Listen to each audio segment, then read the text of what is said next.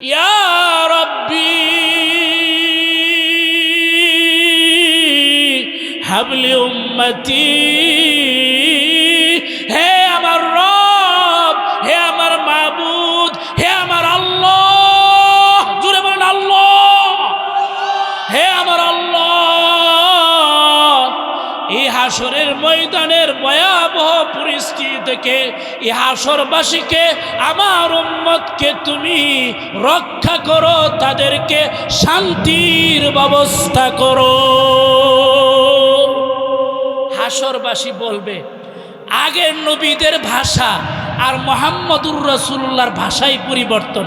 আগের নবীরা নিজেদেরকে নিয়ে চিন্তিত ছিলেন, নিজেদেরকে নিয়ে বিধিবস্ত ছিলেন, আর মুহাম্মদুর রাসূলুল্লাহ আগের থেকেই আমাদের জন্য দোয়া করতেছেন, আমাদের চিন্তা করতেছেন। বলতেছিলাম লিডার কিসকো कहते हैं, সুপ্রিম লিডার কিসকো कहते हैं। আ যাও হে দুনিয়াবাসী, যদি মুক্তি পেতে চাও, এই দুনিয়া এবং আখিরাতে মুক্তি পেতে চাও, তাহলে মুহাম্মদুর রাসূলুল্লাহ আনিত বাণীকে ধরো। দুনিয়াতে যেভাবে শান্তি পাইবা, আখিরাতে মুহাম্মদুর রাসূলুল্লাহ তোমাকে না নিয়ে জান্নাতে যাবেন না। কথা বলেন ঠিক কিনা? নবীজি বলেন ফায়াতুনি, সবাই যখন আমার কাছে আসবে, আমি তো আগেই বলতেছিলাম আল্লাহ হাসরবাসীকে, আমার উম্মতকে তুমি বাঁচাও। হাসরবাসীদের বক্তব্য শুনে আমার ভিতরে দয়া হবে, মায়া হবে। আমি তো আগেই কাঁদতেছিলাম।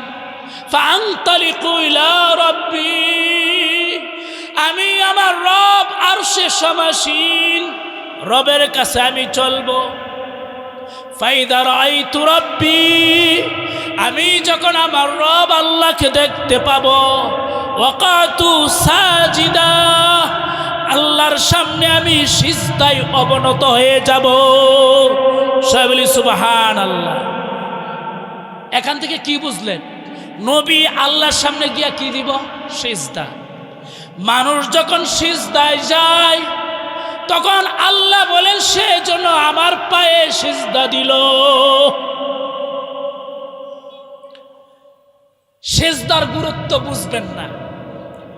আবু হুরায়রা রাদিয়াল্লাহু তাআলা আনহু নবী করিম সাল্লাল্লাহু আলাইহি ওয়াসাল্লামকে জিজ্ঞাসা করেন, বুখারী শরীফ আউয়াল কিতাবুল ইলমের মধ্যে এসেছে,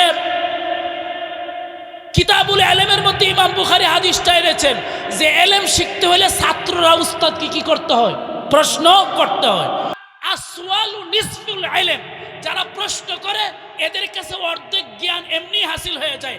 আপনার যদি জ্ঞানই না থাকে, প্রশ্ন করার জ্ঞান না থাকে, সওয়াল করার জ্ঞান না থাকে, তাহলে আপনি ইলম পাবেন কোত্থেকে? কথা বুঝেন নাই? হযরত আবু হুরায়রা রাদিয়াল্লাহু তাআলা আনহু বলেন, মান আনফাউন নাস ইয়াউমাল কিয়ামাহ বিশাফাআতিকা ইয়া রাসূলুল্লাহ। আবু হুরায়রা বলেন, ইয়া রাসূলুল্লাহ, হাসরের ময়দানে আপনার সুপারিশ দ্বারা কে বেশি উপকৃত হবে? বুখারীর হাদিস, আপনি অস্বীকার করতে পারবেন না, বেঈমান হয়ে যাবে। কিতাবুল ইলমের মধ্যে ইমাম হযরতে বুখারী রাহমাতুল্লাহি আলাইহি, ইমাম বুখারী রাহমাতুল্লাহি আলাইহি আবু হুরায়রার হাদিস এনেছেন। আবু হুরায়রা প্রশ্ন করেন, কে প্রশ্ন করেন? আবু হুরায়রা, ইয়া রাসূলুল্লাহ, ইয়া হাবিবাল্লাহ, মান আনফাউন নাস ইয়াউমাল কিয়ামাতি বিশাফাআতিকা।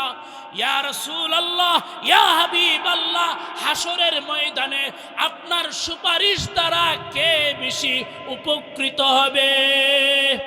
আজকের সুপারিশের হাদিস শুননা আপনি আমার মনে, দিলে, প্রাণে, হৃদয়ে, অন্তরে, হাড়ে এই চিন্তাটা কি আসছে যে আমাদেরও হুজুরি প্রশ্ন, আমরা নবীর সুপারিশটা কিভাবে তাড়াতাড়ি পাবো? এরকম প্রশ্ন, এরকম আকাঙ্ক্ষা, এরকম বাসনা, এমন তামান্না, এরকম চিন্তা, এরকম উদ্বেগ, উদ্গ্রীব, উৎসাহ, উদ্দীপনা আপনাদের দিলের ভেতরে জাগছে? কথা বলেন, জাগছেন কিনা? জাগলে হাত তোলান। নারায়ে তাকবীর। আল্লাহ তুমি হাসরের ময়দানে নবীর শাফায়াতের মাধ্যমে আমরা যেন জান্নাতে যেতে পারি, সেই হিসাবে আমাদেরকে কবুল ও মঞ্জুর ফরমান। সবাই বলি আল্লাহুম্মা আমিন। আপনি আমার জানা থাকা দরকার, মানা দরকার, সর্বকালের সর্বশ্রেষ্ঠ সুপ্রিম লিডার হলেন হযরত মুহাম্মদ মুস্তাফা সাল্লাল্লাহু আলাইহি ওয়াসাল্লাম।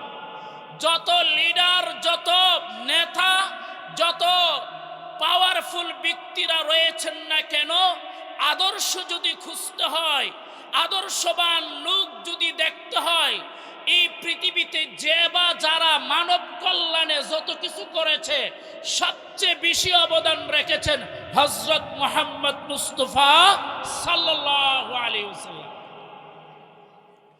পৃথিবীর সব লিডারদের, সব মানুষের আদর্শ, পৃথিবীর সব মানুষের আদর্শের উৎস, আদর্শের মহাগ্রন্থাগার হলেন হযরত মুহাম্মদ মুস্তাফা সাল্লাল্লাহু আলাইহি ওয়াসাল্লাম। নবীজিদের সকল নেতাদেরও নেতা, এই কথাটা স্বয়ং নবীজি হাদিসে উল্লেখ করেছেন। নবী বলেছেন, আনা সাইয়্যিদু ফুলদি আদম ইয়াউমাল কিয়ামা, আমি দুনিয়াতেও দু জাহানের বাদশা, হাসরের ময়দানেও আমি সকল নবী রাসূল মানব দানব সকলের সুপ্রিম লিডার হব, আমি মুহাম্মদুর রাসূলুল্লাহ সাল্লাল্লাহু আলাইহি ওয়াসাল্লাম। একজনে কইছিল কোন নবী উনি লিডার না, সবাই বলি নাউজুবিল্লাহ। নবী যদি এই কথাটা না বলতেন, আনা সাইয়্যিদ, আমি লিডার, অনেকেই নবীজিকে নেতা বলে স্বীকৃতি দিত না। এই জন্য নবীজি হাদিসে বলে গেছেন, আনা সাইয়্যিদু ফুলদি আদম ইয়াউমাল কিয়ামা, বাবা আদম থেকে নিয়ে একেবারে কিয়ামত যাদের উপর সংগঠিত হবে, সবার সবচেয়ে বড় লিডার হলেন হযরত মুহাম্মদ মুস্তাফা সাল্লাল্লাহু আলাইহি ওয়াসাল্লাম। আজকে আমি আপনাদের সামনে পবিত্র কোরআনের সূরা সফফাত থেকে আয়াত তেলাওয়াত করেছি। বুখারী শরীফ সানি কিতাবুত তাফসীরের বড় একটা হাদিস আপনাদের সামনে আমি পাঠ করেছি।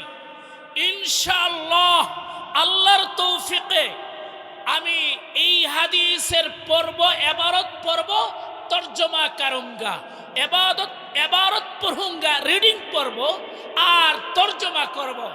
ইনশাআল্লাহ আমাদের নবী দুনিয়াতে যেমন আমাদের কাজে দিয়েছেন, আখিরাতে আমাদের কতটুকু কাজে দিবেন। তিনি সুপ্রিম লিডার, তার মধ্যে জনগণের, তার মধ্যে উম্মতের মায়া মোহাব্বত দরদ কতটুকু, এই বিষয়টা একটু আমি আলোকপাত করব। ওমা তৌফিক ইল্লা বিল্লাহ। আল্লাহ আমাদেরকে জানা মানার তৌফিক দান করুন। সবাই বলি আল্লাহুম্মা আমিন। প্যারা হাজিরিন, হাসরের ময়দানে এই দুনিয়াতে নাস্তিক ছিল, আস্তিক ছিল, কাফের ছিল, বেঈমান ছিল, পাগল ছিল, মুসলিম ছিল, ইহুদি ছিল, খ্রিস্টান ছিল। সব লোক যখন হাসরের ময়দানে দাঁড়াবে, একেবারে সূর্য যখন মাথার উপরে চলে আসবে, আল্লাহ তাআলা বিচারকের চেয়ারে বসবেন, তখন সব মানুষ সূর্যের তাপে অতিষ্ঠ হয়ে হাসরের ময়দানে চিল্লাইতে থাকবে, জান্নাতে যায় আর জাহান্নামে যায়। এটা বড় কথা নয়, হাসরের ময়দানের আযাবই আমাদের সহ্য হচ্ছে না। গিয়া আমরা বলো, আমরা চলো, আমরা দেখি কোনো লোক আছে কিনা, আল্লাহ তাআলা আমাদের বিচার কার্য শুরু করুক। অথবা হাসরের ময়দানের এই যে তাপ শুরু হয়েছে, আমাদের মাথার উপরে সূর্য এসে গেছে, আর এই সূর্যের তাপে আমাদের শরীরের মগজ টকবক করছে, আর মাটির পায়ের নিচে তামার জমিন, এই তামার জমিন গরম হয়ে গেছে। এবার আমরা দিশাহারা, চলো আমরা একজন লিডারের কাছে যাই। সুবহানাল্লাহ বলতেন না? নেতা খুঁজবে হাসরের ময়দানের এই আযাবই সহ্য হচ্ছে না। আল্লাহ তাআলার কোন বান্দা কি আছে এই হাসরের ময়দানে যিনি আল্লাহর কাছে সুপারিশ করবে আর আল্লাহ তার সুপারিশ গ্রহণ করে আমাদেরকে হাসরের ময়দানের আযাব থেকে বাঁচাবে? এমন কোন লিডার পাওয়া যায় কিনা, এমন কোন নবী রাসূল পাওয়া যায় কিনা? সাহেব বলি সুবহানাল্লাহ। হাদিস عن أنس رضي الله تعالى عنه قال اجتمع المؤمنون قال النبي صلى الله عليه وسلم اجتمع المؤمنون يوم القيامة فيقولون لو استشفعنا عند ربنا أحد হযরতে আনাস রাদিয়াল্লাহু তাআলা নবীর খাদেম, 10 বৎসরই সাহাবী নবীর খেদমত করেছেন। তিনি বলেন, আমি আল্লাহর হাবিব সাল্লাল্লাহু আলাইহি সাল্লামের খেদমত করেছি। শুনো, আল্লাহর নবীর একটা লম্বা হাদিস আমি বর্ণনা করতেছি। হে দুনিয়ার মানুষ, হে দুনিয়ার মানব ও দানব, তুমি নাস্তিক হও, আস্তিক হও, বেঈমান হও, কাফের হও, শুনো, হাসরের ময়দান যখন কায়েম হবে তখন কি অবস্থা হবে, আল্লাহর নবী এই বিষয়ে কি বলেছেন, আমার থেকে একটা হাদিস শুনে যাও। সবাই বলি সুবহানাল্লাহ। হযরত আনাস বলেন, নবীজি ইরশাদ করেন, ইজতামাআল মুমিনুনা ফি ইয়াউমিল কিয়ামাহ, হাসরের ময়দানে সব মানুষ একত্রিত হবে, মুমিনরা একত্রিত হবে। সব মানুষের আযাব আর গজব, হাসরের ময়দানে শাস্তি অতিষ্ঠ হয়ে বলবে, লাউ ইস্তাশফা ইনদা রাব্বিনা আহাদুন, হায় হায়, হাসরের ময়দানের আযাব ও গজব সহ্য হচ্ছে না। যদি কোনো লোক আমাদের রবের কাছে সুপারিশ করত, হাসরের ময়দানের শাস্তি যেন লাঘব করা হয়, কমানো হয়, তাহলে কতই না ভালো হইতো। ফায়াতুনা আদামা, সকলে দৌড়ায়া আদমের কাছে যাবে। কার কাছে যাবে বলেন? আদমের কাছে।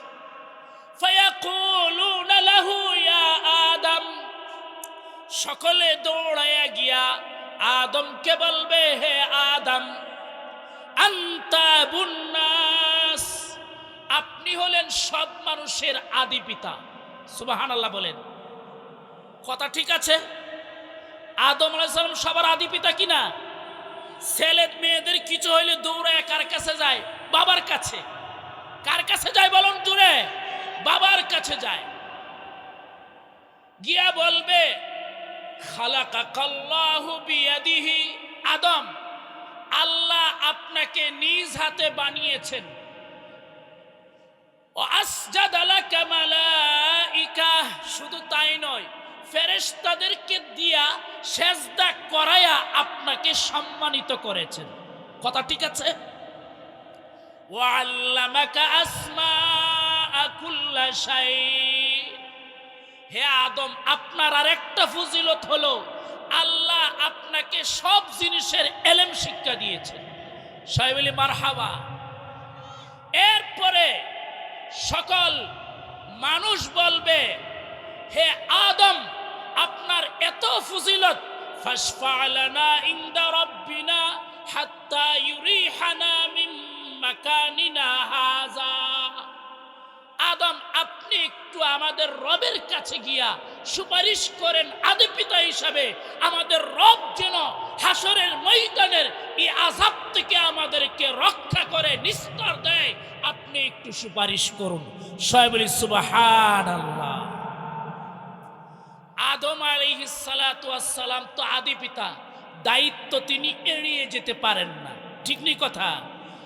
তার সকল সন্তান সন্ততির কথা শুনে উনি বলবেন, লাস্তু হুনাকুম ইতুনুহান ফাইন্নাহু আউয়ালু রাসূলিন قد بعثه الله إلى أهل الأرض, হে পৃথিবীর মানুষ, তোমরা আসো, আজকের বয়ান শুনো।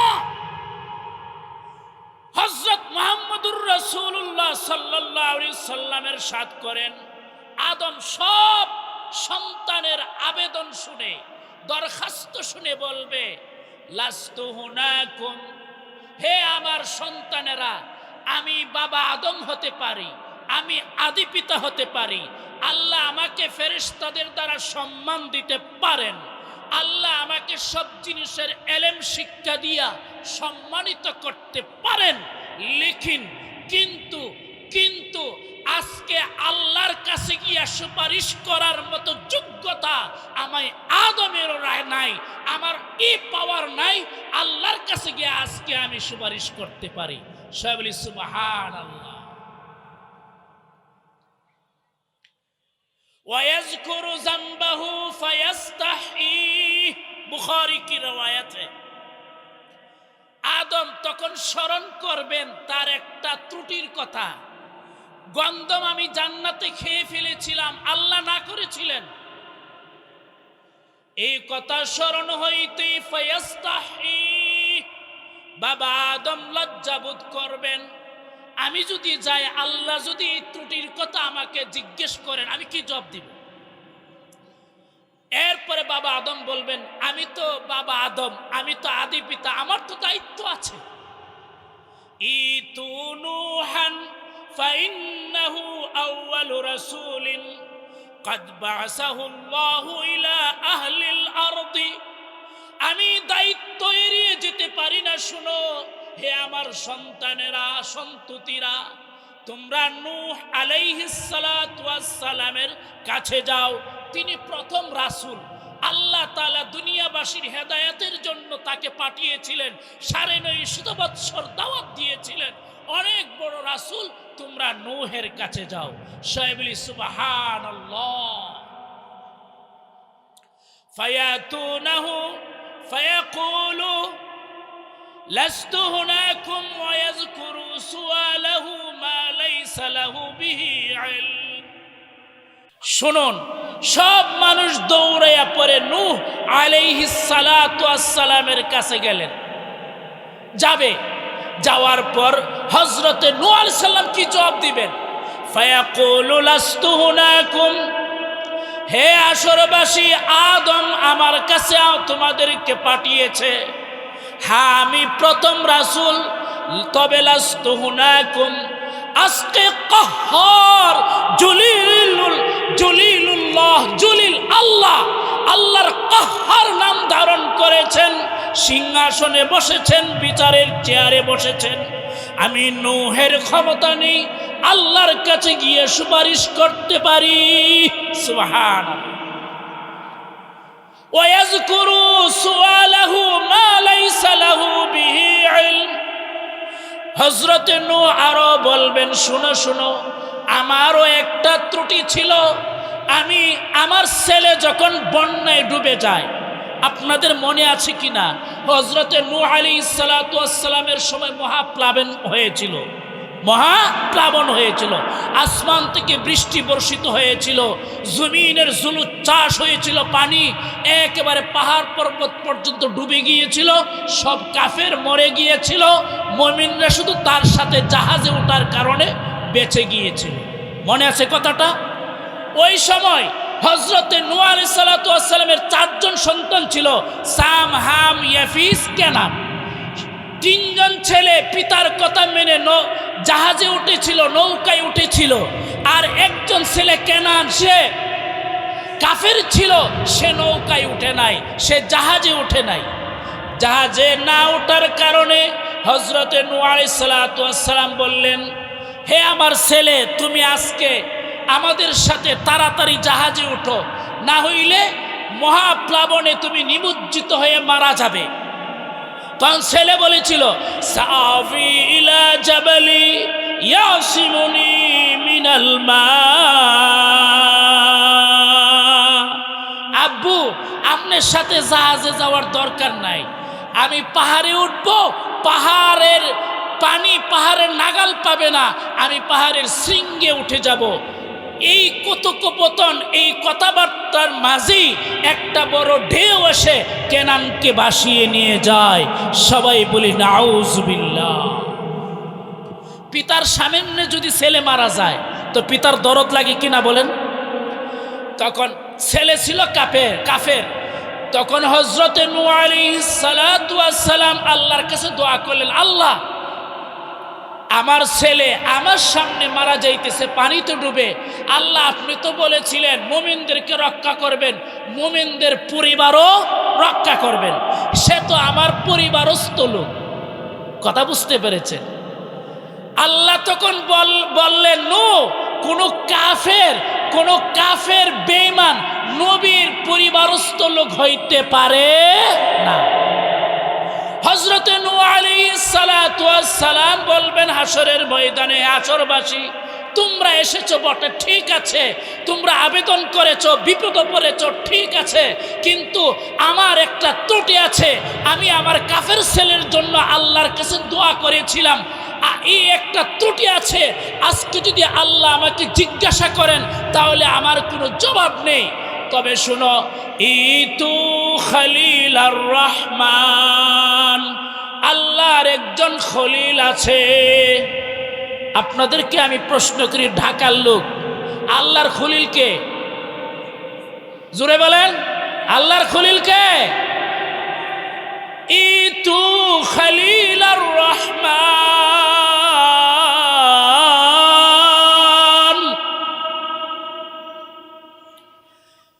হযরত নূহ পরামর্শ দিবেন, আল্লাহ তাআলা একজন নবীকে খলিল, একনিষ্ঠ বন্ধু। खलील का माना क्या है? एकनिष्ठ बंधु। আল্লাহ তাআলার একজন খলিল, একনিষ্ঠ বন্ধু আছে, ইব্রাহিম খলিলুল্লাহ, তার কাছে যাও। ফায়াতুনাহু, হাসরবাসীরা দৌড়াইয়া ইব্রাহিমের কাছে যাবে। ফায়াকুলু লাস্তু হুনাকুম, হযরত ইব্রাহিম খলিল বলবেন, হে হাসরবাসী শুনো, আমি খলিলুর রহমান, আমি খলিলুল্লাহ। আল্লাহ তাআলা আমাকে খলিলের উপাধি দিয়েছেন বটে, তবে এই হাসরের ময়দানে আমি খলিলুল্লাহর পক্ষে আল্লাহর কাছে গিয়া সুপারিশ করা সম্ভব না। কথা বুঝতে পেরেছেন? ফায়াকুলু ইতু মূসা ওয়া ফায়াতুনাহু ফায়াকুলু লাস্তু হুনাকুম। খলিলুল্লাহ বলবেন, শুনো হে হাসরবাসী, আমি খলিলুল্লাহ হিসাবে দায়িত্ব এড়াতে পারি না, দায়িত্বকে অবহেলা করতে পারি না। তোমরা যাও, মূসার কাছে যাও। কাদ কাল্লামাল্লাহু তাকলিমা, মূসার সাথে আল্লাহ তুর পর্বতে কথা বলেছেন। ও আতাহু তাওরাতা, তাকে তাওরাত নামক আসমানি চারখানার বড় চারখানা কিতাব, তাওরাত কিতাব তাকে প্রদান করেছেন। তিনি বনি ইসরাইলের জলিলুল কদর নবী। তোমরা মূসার কাছে যাও। সয়ে বলি সুবহানাল্লাহ। ফায়াতুনাহু, হাসরবাসী দৌড়ায় কার কাছে যাবে? মূসার কাছে।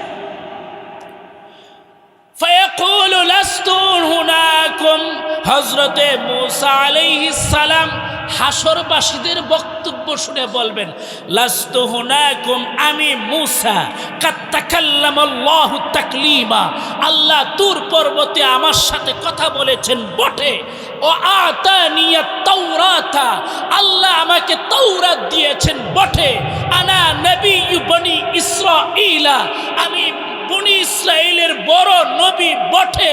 কিন্তু আল্লাহ তাআলার সামনে, এই আল্লাহ তাআলা যে বিচারের আসনে কহ্হার নাম ধারণ করে বসেছেন, আমি মূসার পক্ষে আজকে সুপারিশ করা সম্ভব না। সুবহানাল্লাহ। ওয়ায়াযকুরু কাতলান নাফসি বিগাইরি নাফস, হযরতে মূসা বলবেন, আমারও একটা ভুল আছে, আমারও একটা ত্রুটি আছে। মনে আছে মূসা আলাইহিস সালামের ঘটনা? ফেরাউনের বাড়িতে মূসা আলাইহিস সালাম লালিত পালিত হয়েছেন, ঠিক কিনা কথা? এ আমাদের 24-এর গণ উত্থানের ছেলেরা, মেয়েরা, যারা ছাত্র ছাত্রী, এদেরকে বাংলাদেশের লেডি ফেরাউনে আমাদের বিরুদ্ধে স্লোগান দেওয়াইছিল, ঠিক কিনা কথা? আবার এই ছেলে মেয়েরাই আন্দোলন করে লেডি ফেরাউনকে বিতাড়িত করেছে। কথা বলেন ঠিক কিনা? ফেরাউন মুসা আলাইহিস সালামকে লালন পালন করেছে। মুসা যখন এই যে মুসা আলাইহিস সালাম যেটা ত্রুটিটার কথা উল্লেখ করেছে, হযরতে মুসা আলাইহিস সালাম বাহিরে বের হলেন, উনি তো নবী। তো নবী আর সাধারণ মানুষ কি এক? কথা বলেন। তো নবী হযরতে মুসাকে যখন ফেরাউন ছোটবেলা কুলো লইছে, ওই সময় চপেটাঘাত করেছে, জানেন কি না? মুসা আলাইহিস সালাম বাজারে গেলেন, নবীরা প্রতিবাদী, সবাই বলে আলহামদুলিল্লাহ। নবীরা কি হয়ে থাকে? প্রতিবাদী হয়ে থাকে। আর নবীদের পাওয়ার থাকে, নবীদের অনেক হাতে শক্তি থাকে, শরীরে শক্তি থাকে, জবানে শক্তি থাকে। হযরত মুসা আলাইহিস সালাম বাজারে গেছেন, গিয়া দেখেন দুইটা লোকে ঝগড়া লেগেছে। যার অন্যায় তারে মুসা আলাইহিস সালাম একটা চপেটাঘাত দিলেন, চট দিলেন, আয় বেটা তুমি এটা করলে কেন? কিন্তু মুসা আলাইহিস সালাম বুঝতে পারেননি তাকে আল্লাহ তাআলা তার হাতে কতটুকু পাওয়ার দিয়েছেন, এটা মুসা বুঝতে পারেননি। এক চরে একটা লোক মারা গেছে, চিৎপটাং হোকর মর গয়া, ইন্না লিল্লাহ। কথা বুঝতে পেরেছেন?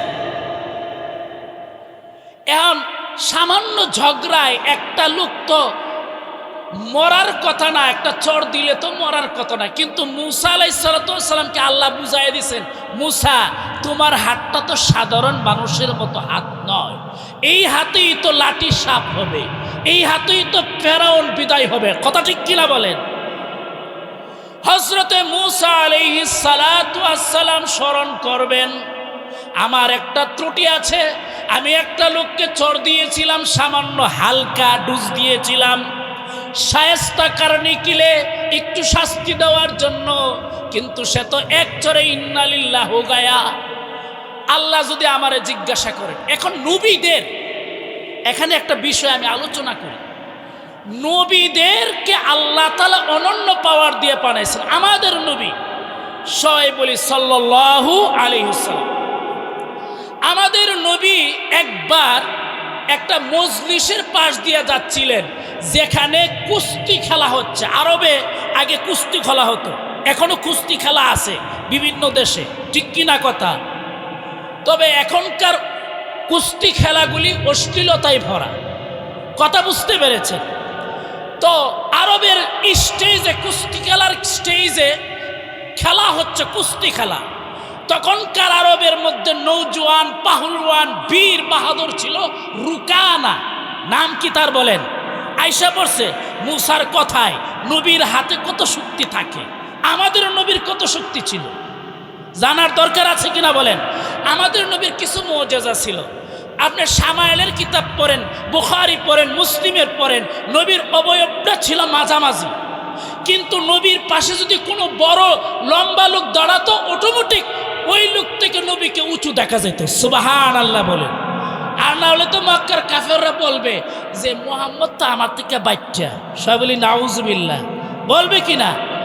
তো নবীজি যাইতেছেন স্টেজের পাশ দিয়া, নবীজি পেশাদার কোনো কুস্তিগীর নন, কোনোদিন কুস্তি খেলা খেলেন না, নবী পাশ দিয়ে যাচ্ছেন।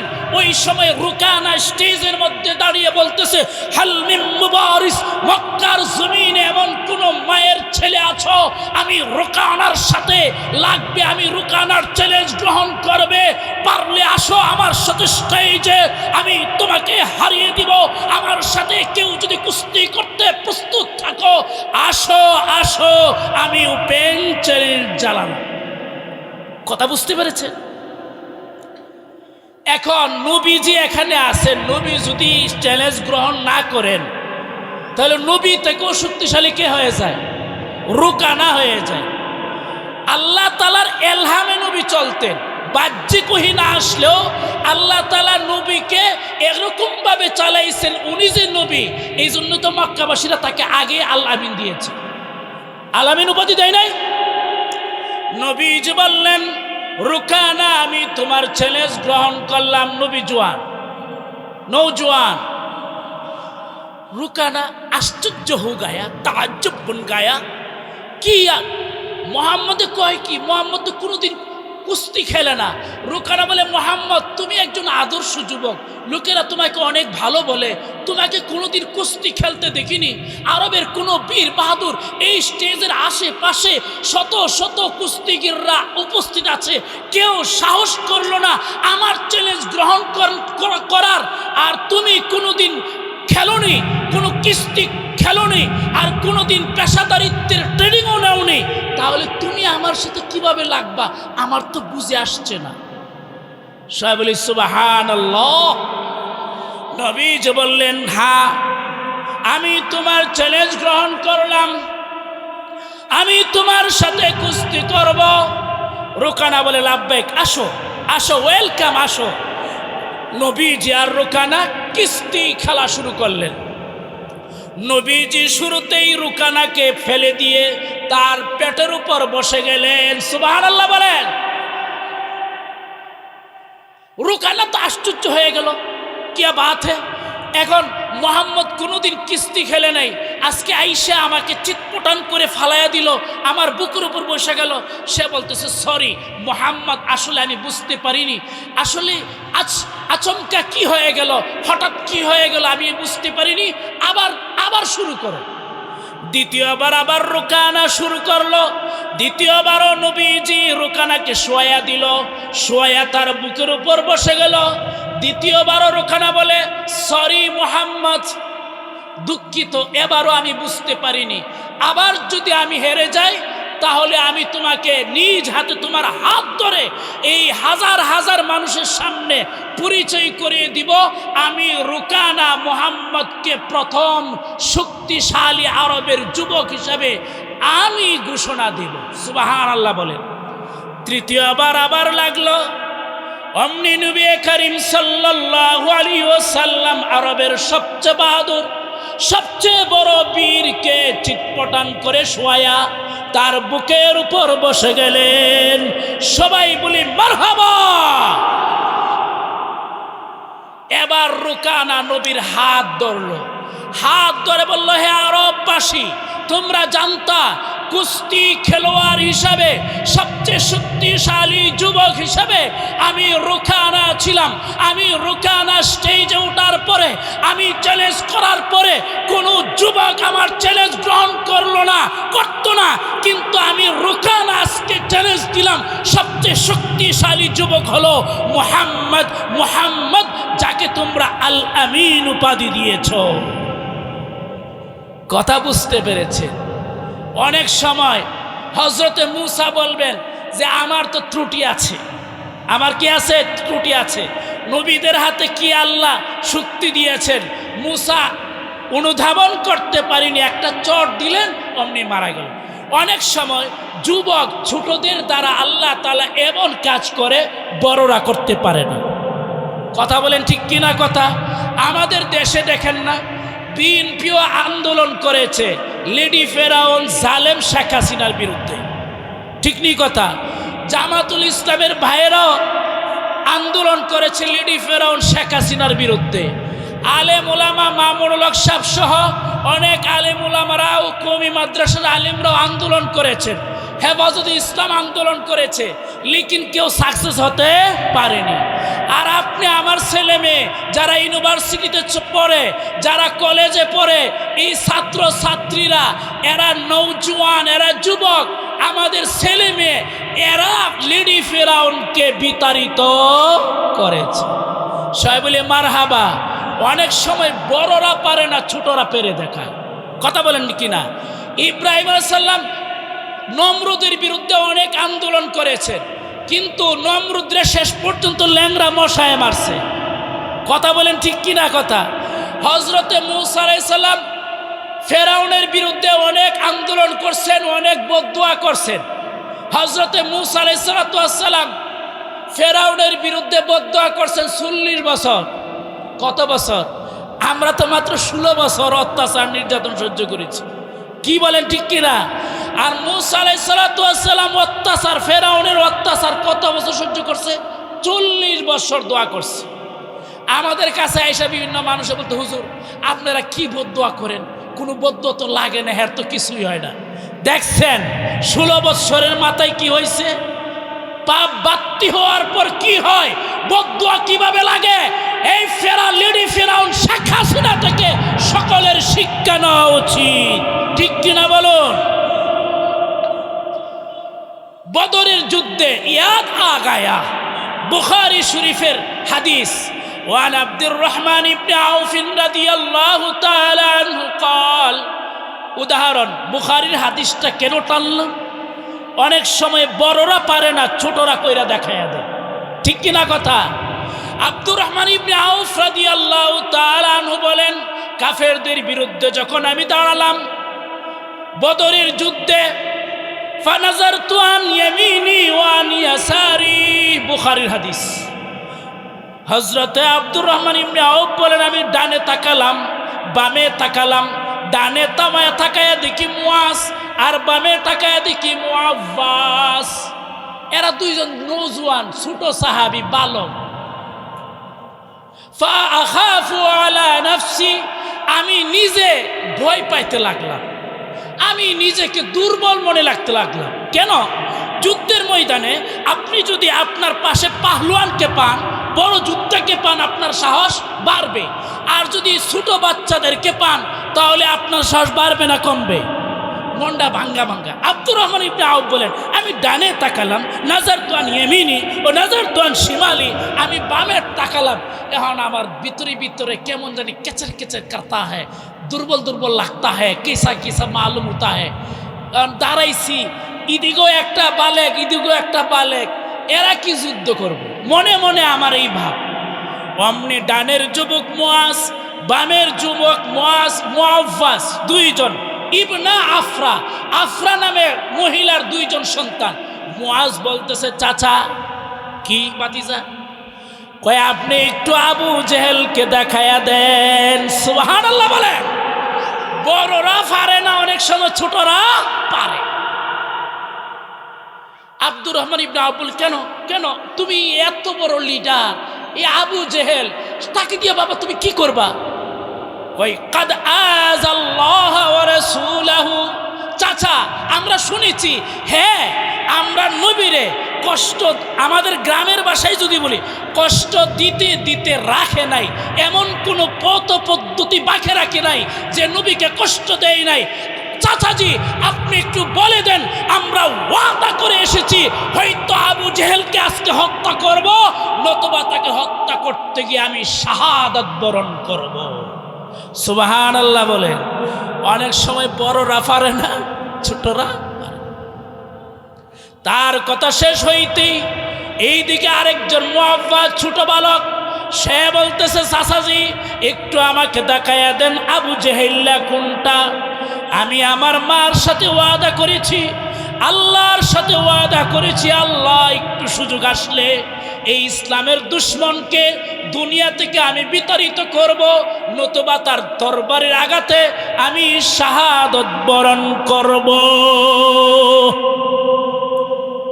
এখন আব্দুর রহমান ইবনে আউফ বললেন মনে মনে, আমি তো আগে ভয় পাইছিলাম, এখন তাদের নিয়তের কথা শুনে, এদের কথাবার্তা শুনে আমার সাহস বেড়ে যায়।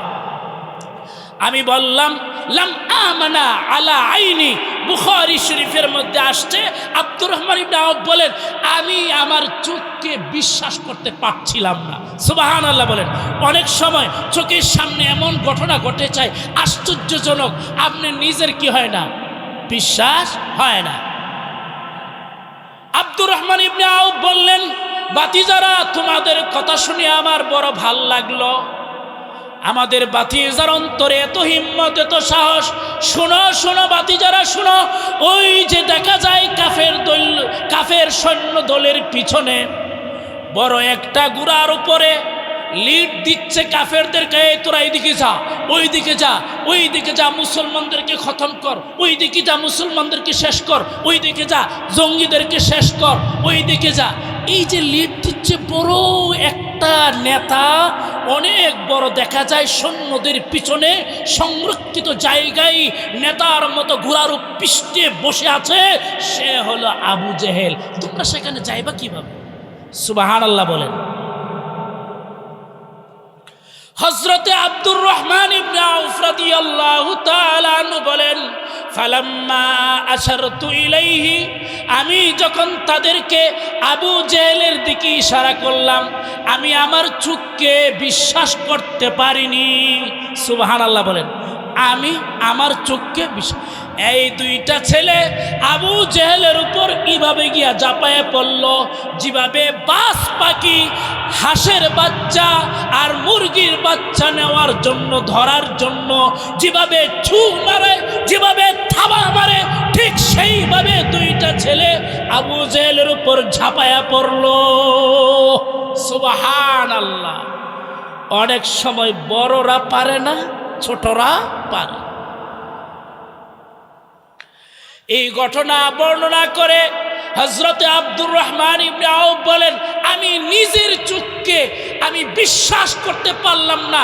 কোনো প্রটোকল, সৈন্যদের কোনো ভয় ভীতি তাদের ভিতরে ছিল না। একেবারে ঝাঁপায় পড়লো, আবু জেহেলকে লাগাল পায় না। একজনে গুরার পায়ের মধ্যে আঘাত করলো, গুরা যখন এলে গেল, আরেকজন আবু জেহেলের গায়ে আঘাত করে তাকে চিৎপটাং করে দিল। তো অনেক সময় বড়রা পারে না, ছোটরা পারে। ঠিক কি না কথা? আমাদের দেশে ফেরাউন, নমরুদ, এই সব জালেমদের রূপ ধইরা যে লেডি ফেরাউন আসছে, তাদেরকে আপনি আমার সন্তান, ছাত্র জনতা এভাবে প্রতিরোধ করেছে। আবু জেহেলকে যেভাবে মুআজ আর মুআওয়াজ একেবারে দুনিয়া থেকে বিতাড়িত করেছে, আমাদের ছেলেরা আন্দোলন করে তাকে বাংলাদেশ থেকে তাড়িয়েছে। সবাই বলি মারহাবা। কথা বুঝতে পেরেছে? অনেক সময় বড়রা পারে না, ছোটরা কিন্তু পারে। ছোটরা অনেক অ্যাডভান্স হয়ে যায়। হযরতে মূসা আলাইহিস সালাতু ওয়াস সালাম বললেন, হে আসরবাসী, আমি মূসা হতে পারি, আমাকে আল্লাহ তাওরাত দিতে পারে, আমার সাথে আল্লাহ তুর পর্বতে কথা বলেছেন সত্য, মাগার আজকে আল্লাহর সামনে যাইতে আমার মূসারও ভয় করতেছে। সে বলি সুবহানাল্লাহ। ইতু ঈসা ফাইন্নাহু আবদুল্লাহ ওয়া রূহুল্লাহ ওয়া কালিমাতান আলকাহু ইলা মারইয়ামা। হে হাসরবাসী, শুনো শুনো, আমি এমন একজন নবীর কথা বলতেছি, যেই নবীকে আল্লাহ কোনো পুরুষের ছোঁয়ায় সৃষ্টি করেন না, সৃষ্টি করেননি কোনো পুরুষের ছোঁয়ায়, জন্ম দিননি, তার মা পবিত্র, তিনিও পবিত্র। তিনি আল্লাহর পক্ষ থেকে সরাসরি রূহ, তিনি আল্লাহর পক্ষ থেকে কালিমা কুন ফায়াকুন ওয়া আতাহুল্লাহুল ইনজিলা। হে আসরবাসী, শুধু তাই নয়, চারখানা আসমানি বড় কিতাব থেকে একটা কিতাব, ইনজিল কিতাব আল্লাহ তাকে দান করেছেন। তার নাম হলো ঈসা ইবনে মারইয়াম।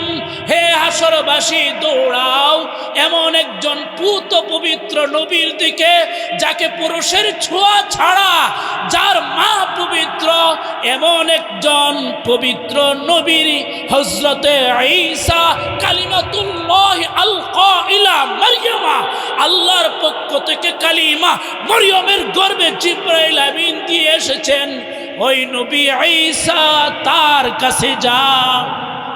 সুবহানাল্লাহ। ফায়াতুনাহু, সব হাসরবাসীরা হযরতে ঈসা আলাইহিস সালাতু ওয়াস সালামের কাছে যাবে। কার কাছে যাবে? হাসরবাসীরা হযরতে ঈসা আলাইহিস সালাতু ওয়াস সালামের কাছে। ঈসা আলাইহিস সালাতু ওয়াস সালাম ধৈর্য সহকারে, কি সহকারে? ধৈর্য সহকারে সবার বক্তব্য শুনবেন, সবার দরখাস্তের কথা শুনবেন।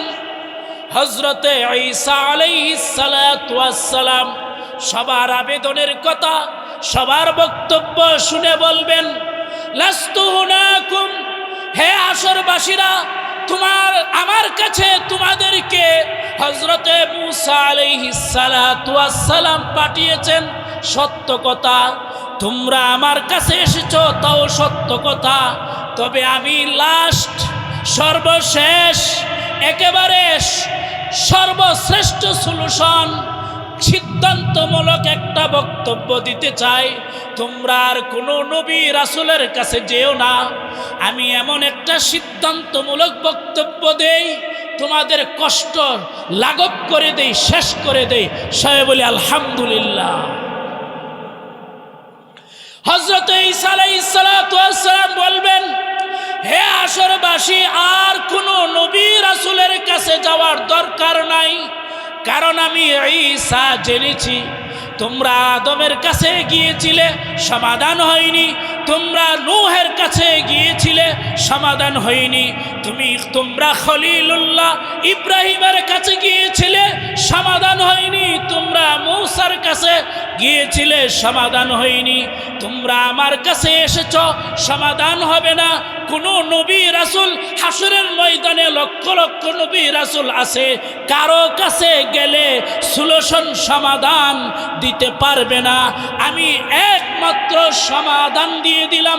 শুনো, ইতু মুহাম্মাদান, ইতু মুহাম্মাদান قد غفر الله له ما تقدم من ذنبه وما تأخر। হে হাসরবাসীরা, আমি ঈসা সিদ্ধান্তমূলক কথা বলে দিলাম, কোন নবী রাসূলের কাছে যাইবা না। সিধা, একেবারে সরল, সিধা ভাবে তোমরা মুহাম্মদুর রাসূলুল্লাহ সাল্লাল্লাহু আলাইহি ওয়াসাল্লামের কাছে চলে যাও। নারায়ে তাকবীর। ঢাকার মানুষ কি আপনারা ড্যাম হয়ে গেছেন? আরো জোরে বলেন নারায়ে তাকবীর, মারহাবা। এই হাদিসটা আমাদের নবী সাল্লাল্লাহু আলাইহি ওয়াসাল্লাম বর্ণনা করেছেন। নবী করিম সাল্লাল্লাহু আলাইহি ওয়াসাল্লামের নিজে এই হাদিস বর্ণনা করেছে। নবীজি বলেন, ফায়াতুনি। এই হযরত ঈসার কথা শুনে হাসরবাসীরা বলবে, আমরা সমাধান পেয়েছি, আমরা সমাধান পেয়েছি। সকলে দৌড়াইয়া লাফাইয়া মুহাম্মদুর রাসূলুল্লাহ সাল্লাল্লাহু আলাইহি ওয়াসাল্লামের কাছে চলে যাবে। সুবহানাল্লাহ বলে গিয়া দেখবে মুহাম্মদুর রাসূলুল্লাহ, ইয়া রাব্বি হাবলি উম্মতি, ইয়া রাব্বি হাবলি উম্মতি, ইয়া রাব্বি হাবলি উম্মতি, ইয়া রাব্বি হাবলি উম্মতি বলে কাঁদতেছেন। হাসরবাসীরা অবাক হয়ে যাবে। সব নবীদের কাছে গেলাম, আদমের কাছে গেলাম, আদমও বলতেছে ইয়া নাফসি। নূহের কাছে গেলাম, নূহও বলতেছিল ইয়া নাফসি। ইব্রাহিমের কাছে গেলাম, ইব্রাহিমও বলতেছিল ইয়া নাফসি। আমরা মূসার কাছে গিয়েছিলাম, মূসাও বলতেছিলেন ইয়া নাফসি, ঈসাও বলতেছিলেন ইয়া নাফসি।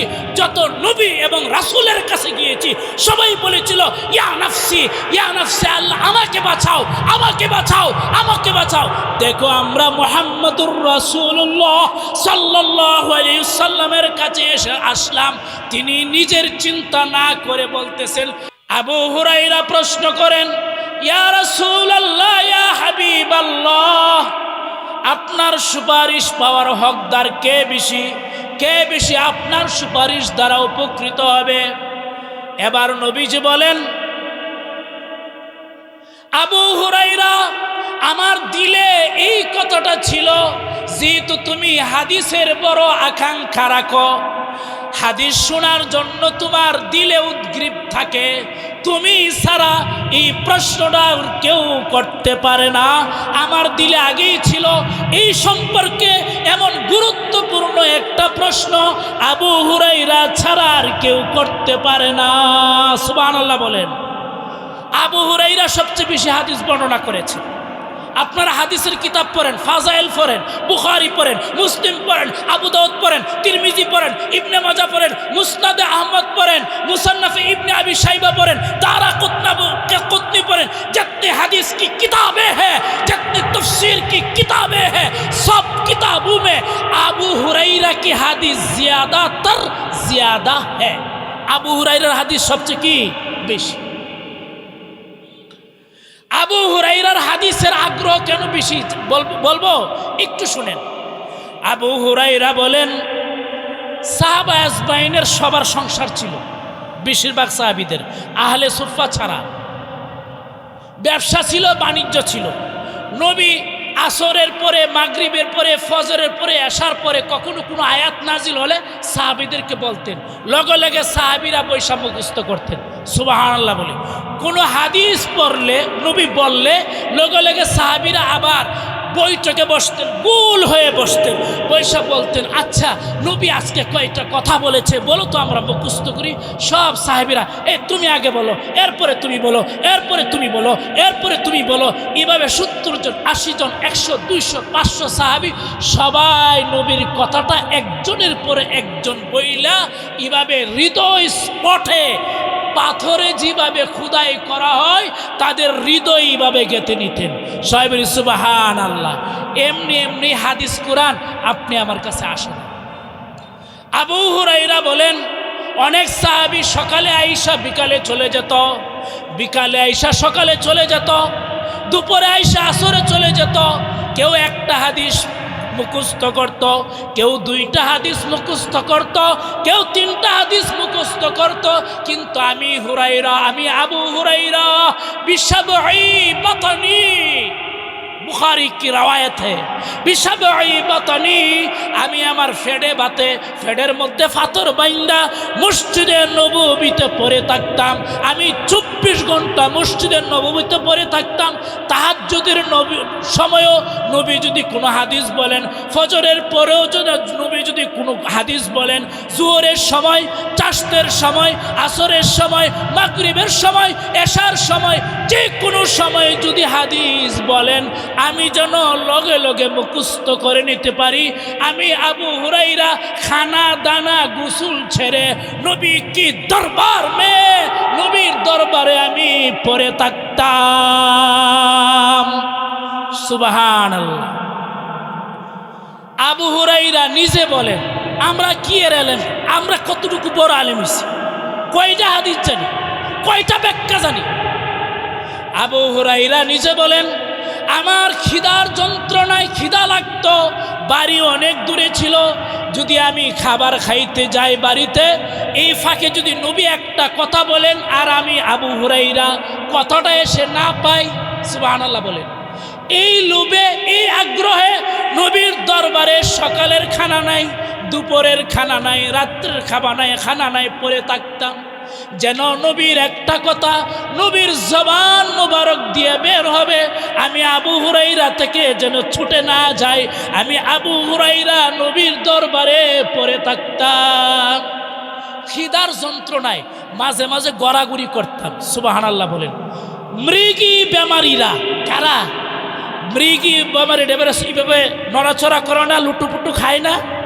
আবু হুরাইরা বলেন, খিদার যন্ত্রণায় আমি মসজিদে নববীর বাহিরে লুটুপিটু খেতাম, গড়াগড়ি করতাম। সাহাবা আজমাইন মৃগী রুগী মনে করে আমার গাড়ির মধ্যে পা দিয়ে চাপ দিত। ওই সময়ে মৃগী রুগীদের চিকিৎসা ছিল গাড়ির মধ্যে পা দিয়া দাবানো, গাড়ির মধ্যে পা দিয়া চাপ দেওয়া। আবু হুরাইরা বলেন, আমাকে সাহাবা আজমাইন মৃগী রুগী মনে করে এভাবে পা দিয়ে গাড়ির মধ্যে দাবাতো। ওয়াল্লাহি ওয়াল্লাহি ওয়াল্লাহি, আবু হুরাইরা বলেন, আল্লাহর কসম, আল্লাহর কসম, আমি আবু হুরাইরা মৃগী বেমারি ছিলাম না, আমি মৃগী বেমারি ছিলাম না, ক্ষুধার যন্ত্রণায় এভাবে কাতরাতাম। আবু হুরাইরা এত হাদিস কেমনে বর্ণনা করছে? এমনি এক রওয়ায়াতের মধ্যে আছে, আবু হুরাইরা বলেন, খিদার যন্ত্রণা এত হলো, মসজিদ নববীতে বসে বসে আমি নামাজ আদায় করতেছিলাম, নবী যে হাদিসগুলি বর্ণনা করেছেন, নবী বাহিরে গেছেন, এই হাদিসগুলি বারবার আমি মুখস্থ পড়তেছি। 7 দিন আগের হাদিস, 8 দিন আগের হাদিস, 1 মাস আগের হাদিস, 1 মাস আগের রেওয়ায়াত, 1 মাস আগের কয়টা আয়াত নাজিল হয়েছে, এইগুলি নিজে নিজে পড়তেছিলাম। ক্ষুধার যন্ত্রণায় আর ভাল লাগতেছিল না, আমি বের হলাম। আচ্ছা, বের হয়ে দেখি কারোর সাথে কথা বলি, কথা বলার সময় যদি আমি আহ করি, তাহলে আমার ক্ষুধাটা মানুষে বুঝবে, আমাকে 2-4টা খাবারটা বার দিবে। আবু হুরায়রা বলেন, আমি বের হলাম, আমি আবু বকরের সাক্ষাৎ পেলাম। আবু বকরকে আমি সালাম দিলাম, আসসালামু আলাইকুম ইয়া আবু বকর। এই মাদ্রাসার নাম কি? মাদ্রাসায়ে আবু বকর। আল্লাহ মাদ্রাসাকে কবুল করুন। সবাই বলি আল্লাহুম্মা আমিন। আল্লাহুম্মা ইজআল আফইদাতান নাসি তাহবি ইলাইহিম। আল্লাহ এই এলাকার সব মানুষের দিলকে এই মাদ্রাসার দিকে ধাবিত করে দাও। এই মাদ্রাসা থেকে যেন আবু হুরায়রা, আবু বকর, উমরের মতো সাহাবীওয়ালা দিল পয়দা হয়, আলেম পয়দা হয়। সবাই বলি আল্লাহুম্মা আমিন। প্রিয় হাজিরিন, আবু হুরায়রা আবু বকরের সাথে সাক্ষাৎ হয়ে গেল। তিনি সালাম দিলেন, সালাম দিয়ে বললেন, আসসালামু আলাইকুম ইয়া আবু বকর। আবু বকর বললেন, ওয়ালাইকুম সালাম। আবু বকর খেয়াল করে নিয়ে চলে গেলেন। হযরত আবু হুরায়রা বলল মনে মনে, আরে আমি সালাম দিলাম, আমার ক্ষুধা, 2-4টা কথা বলবো, আমার ক্ষুধাটা লেগেছে, এটা তাকে সে যেন বুঝতে পারে, চাইতে তো পারে না, লজ্জা লাগে, তো আমি একটু কথা বলবো। উনি তো কথা বললেন না, চলে গেলেন। এরপরে আবু হুরায়রা বলেন, ফাজা উমর, সামনে উমরের সাথে দেখা। উমর সাফা সাল্লামতু আলাইহি, আমি উমরকে সালাম দিলাম, আসসালামু আলাইকুম ইয়া ইবনাল খাত্তাব। হে খাত্তাবের সন্তান উমর, আপনাকে সালাম, আসসালামু আলাইকুম। আবু হুরায়রা বলেন, ওয়ালাইকুমুস সালাম ইয়া আবু হুরায়রা। হযরত উমরও আমার সালামের জবাব দিলেন, লেকিন চলে গেলেন। আমি যে ক্ষুধার্ত, আমার বিষয়টা তিনি বুঝতে পারেননি। সবাই বলি সুবহানাল্লাহ। আবু হুরায়রার মনটা ভেঙে গেল। 2জন সাহাবী, নবীর বড় বড় সাহাবীর সাথে সাক্ষাৎ, এরা আমার হালতটা বুঝলো না। অমনি সামনে পড়লো বিশ্ব নবী মুহাম্মাদুর রাসূলুল্লাহ সাল্লাল্লাহু আলাইহি ওয়াসাল্লাম।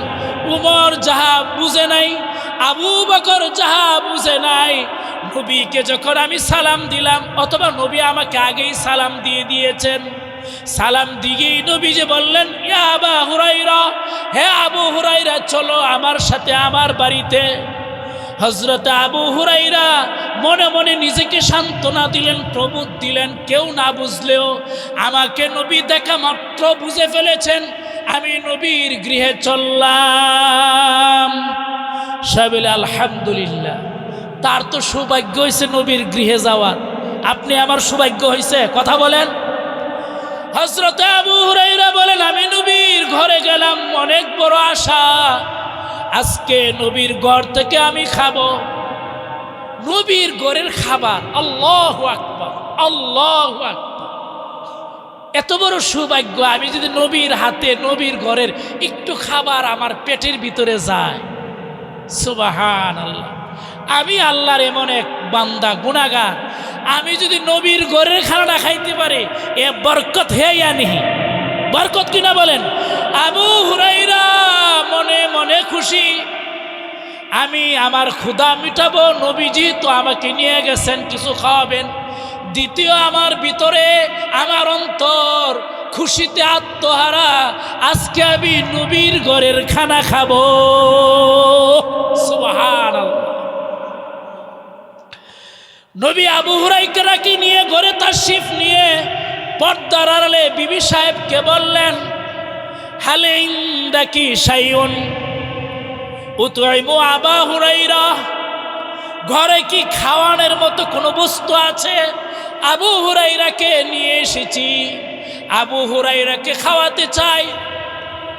পর্দার আড়াল থেকে আওয়াজ হলো, মা ইনদানা শাইউন ইয়া রাসূলুল্লাহ, ইয়া রাসূলুল্লাহ, ইয়া হাবিবাল্লাহ, খাবার দেওয়ার মতো খাওয়ার মতো কোনো বস্তু এই ঘরের মধ্যে নেই। হযরত আয়েশা সিদ্দিকা রাদিয়াল্লাহু তাআলা আনহা নিজেই বর্ণনা করেন, শামাইল কিতাবের মধ্যে আছে, শামাইলে তিরমিজির মধ্যে, যে 3 দিন চলে যেত, 2 দিন চলে যেত, কিন্তু মুহাম্মদুর রাসূলুল্লাহর ঘরের চুলার মধ্যে আগুন জ্বলতো না। হযরত আয়েশা জবাব দিলেন, খাবার দেওয়ার মতো মেহমানকে, আবু হুরায়রাকে খাবার দেওয়ার মতো কোনো কিছু নাই। তাওয়াক্কুল কার উপর বলেন? নবীজি বলেন, ইজলিস সাতান ইয়া আবু হুরায়রা, হে আবু হুরায়রা কিছুক্ষণ ঘরে বসো, দেখি আল্লাহর পক্ষ থেকে আমাদের জন্য কোনো কিছু ব্যবস্থা হয় কিনা। সুবহানাল্লাহ বলে আবু হুরায়রা বসলেন। অমনি একজন সাহাবী দুধের পেয়ালায় দুধ ভর্তি করে নবী করিম সাল্লাল্লাহু আলাইহি ওয়াসাল্লামের কাছে হাদিয়া পাঠালেন। অনেক লোক কয় হুজুরে দাওয়াত খায়, হুজুররা দাওয়াত খায়, মাদ্রাসার দেওয়ান লাগে।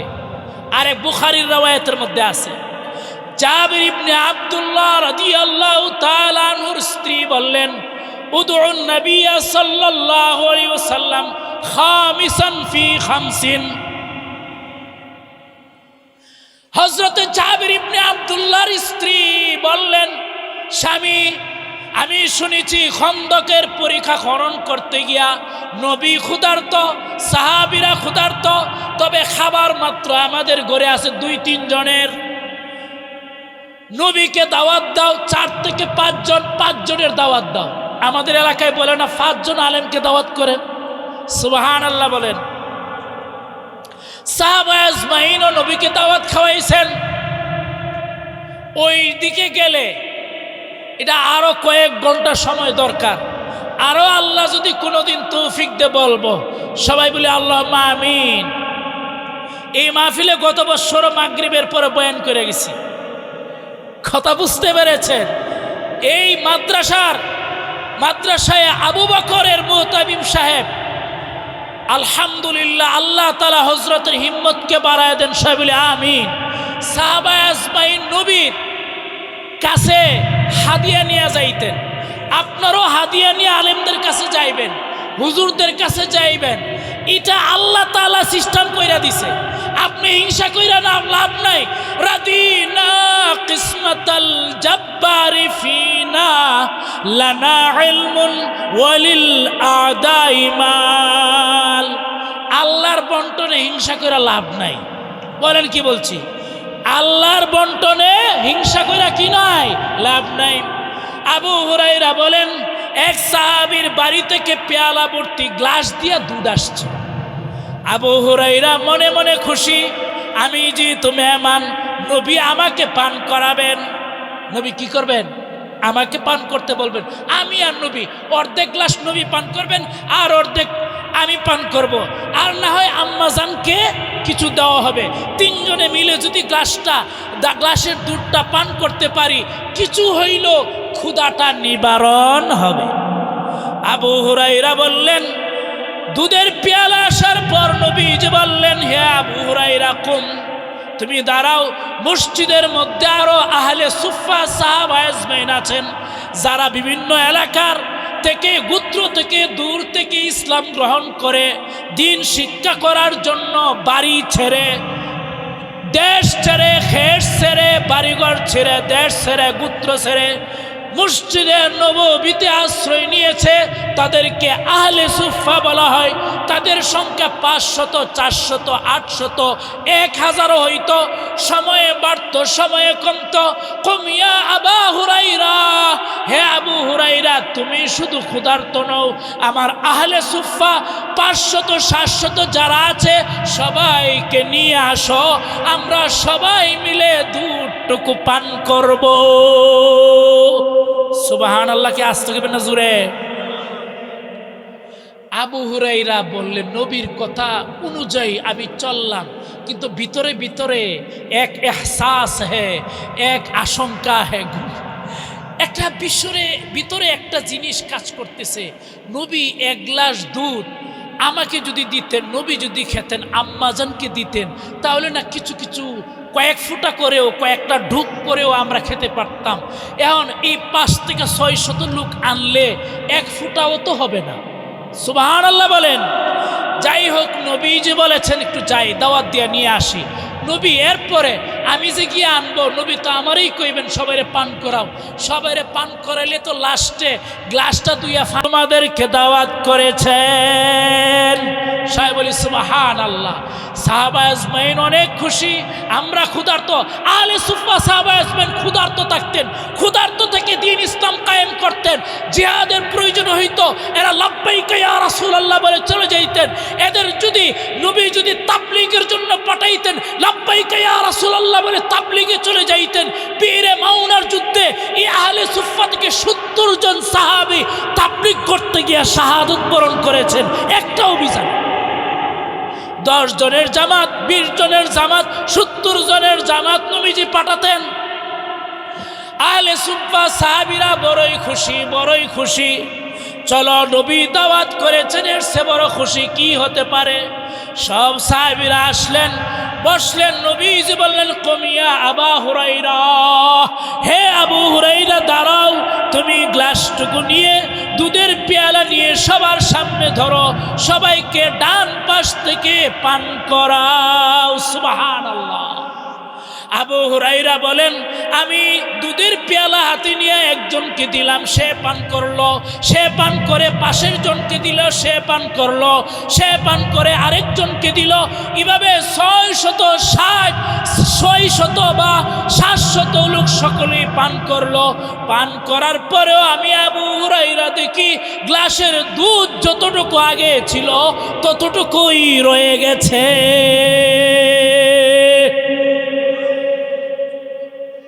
আবু হুরাইরা আশ্চর্য। নবীজি বলেন আবু হুরাইরা পেয়ালাটা তুমি নাও। নবী তো আবু হুরাইরার চেহারার দিকে দেখছে, আবু হুরাইরার কি ব্যবসা।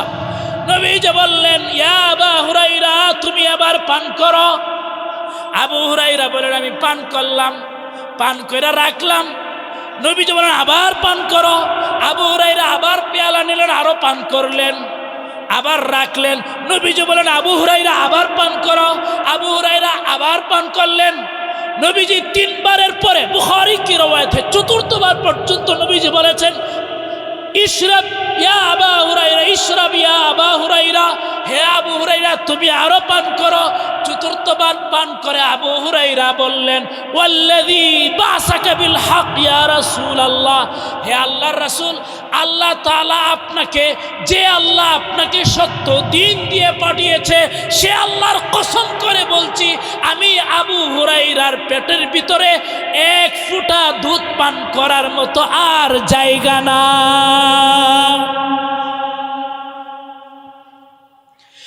আবু হুরাইরাকে নবীজি বললেন তাল জিব, এদিকে নিয়ে আসো পেয়ালা।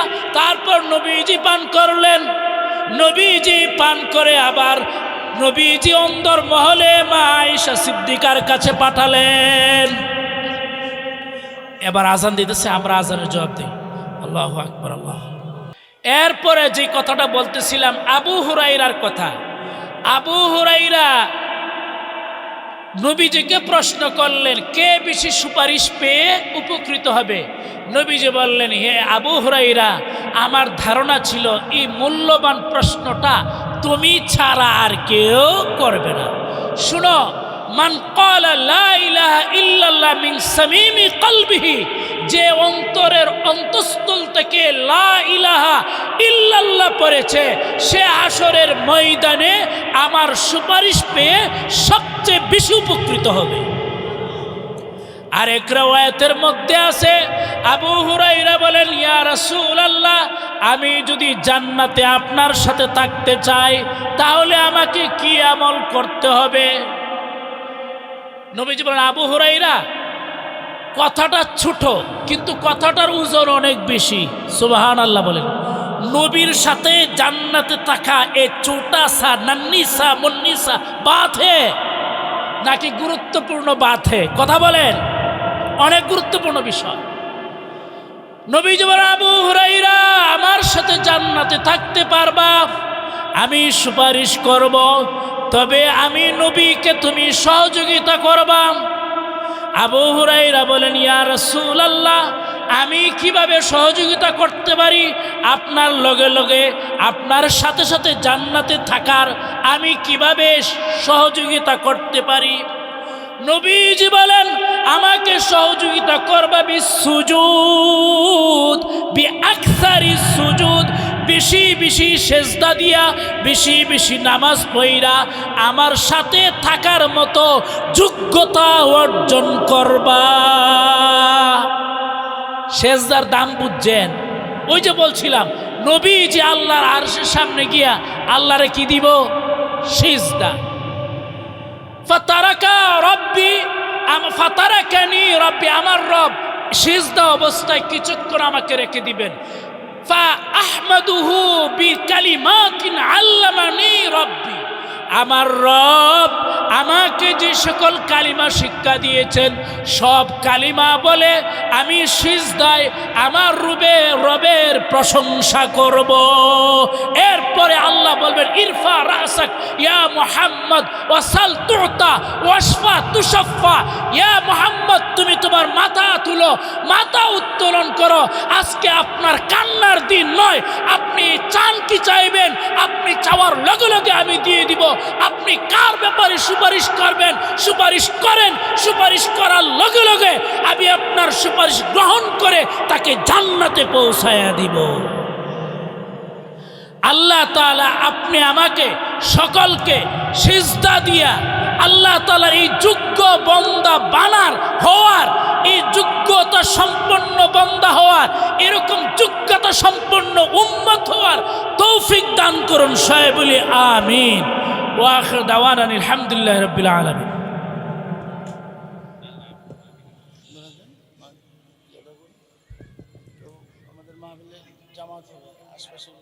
আলহামদুলিল্লাহ, তো আমরা হযরতের মূল্যবান নসিহত শুনছিলাম। এতে পূর্বে আমরা শুনতে পেরেছি যে আজান হয়েছে, তো এখানে আজান হবে, নামাজের ব্যবস্থা হবে। তো আমরা সকলে বাইরে ঘোরাফেরা না করে